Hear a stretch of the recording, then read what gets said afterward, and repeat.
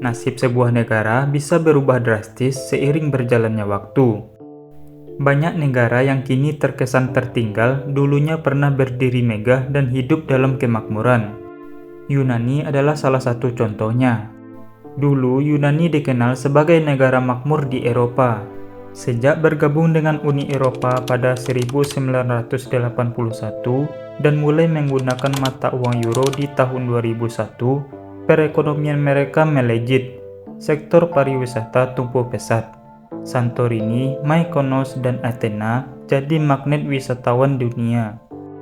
Industri perkapalan pun berjaya dan pemerintah mudah mendapatkan pinjaman dengan bunga yang rendah. Kala itu, hidup di Yunani terasa manis, gaji yang tinggi, tunjangan berlimpah, dan pembangunan infrastruktur berlangsung di mana-mana.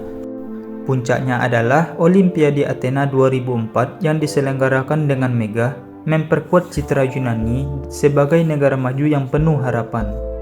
Tapi, di balik gemerlapnya Yunani saat itu, ada bom waktu yang perlahan berdetak. Pemerintah yang terlalu boros dan gemar berhutang demi membiayai proyek-proyek ambisius tanpa memikirkan cara melunasinya. Masalah pajak juga jadi duri dalam daging. Banyak warga dan perusahaan besar yang enggan membayar pajak, membuat pemasukan negara berantakan. Ditambah lagi birokrasi yang rumit dan korupsi yang merajalela memperparah kondisi ekonomi negara Yunani. Masalah semakin meledak saat krisis keuangan global tahun 2008 melanda. Banyak negara terdampak, tapi Yunani termasuk yang paling parah. Ternyata selama ini pemerintah memalsukan laporan keuangan agar terlihat stabil, menerima suap, dan menggelembungkan bursa saham. Hukum tidak ditegakkan secara adil.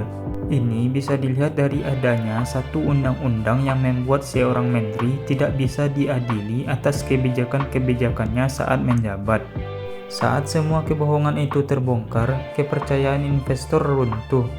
Mereka buru-buru menarik uangnya dari Yunani. Dan negara ini jadi tidak sanggup membayar hutangnya dan ekonomi langsung hancur. Pada tahun 2010, Yunani resmi masuk ke dalam krisis ekonomi terburuk dalam sejarah mereka. Pemerintah tidak punya pilihan selain minta tolong Uni Eropa dan IMF buat bailout alias suntikan dana. Tapi sebagai gantinya, Yunani harus melakukan penghematan besar-besaran.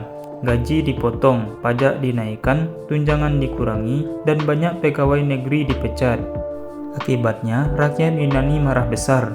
Protes dan demo pecah di mana-mana, ekonomi makin lesu, dan pengangguran naik sampai 27%.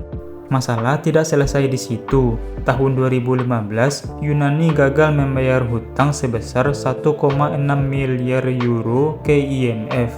Masalah ini sebenarnya sudah lama mengakar. Terlalu banyak hutang, tapi keuangan negara tidak dikelola dengan baik. Pemerintah Yunani akhirnya menggelar referendum pada 5 Juli 2015. Pemerintah menanyakan ke rakyat apakah mereka setuju dengan syarat bailout yang diajukan oleh Uni Eropa. Mayoritas menjawab tidak.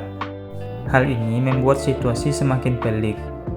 Bank-bank terpaksa ditutup, transaksi keuangan dibatasi, dan ekonomi semakin kacau. Namun, karena tidak ada jalan lain, Yunani akhirnya tetap menerima bailout ketiga dengan aturan yang lebih ketat lagi. Hingga hari ini, Yunani masih berjuang untuk bangkit dari dampak krisis yang mengguncang fondasi ekonominya tersebut. Untuk diketahui, saat ini populasi penduduk di Yunani sekitar 9,94 juta jiwa.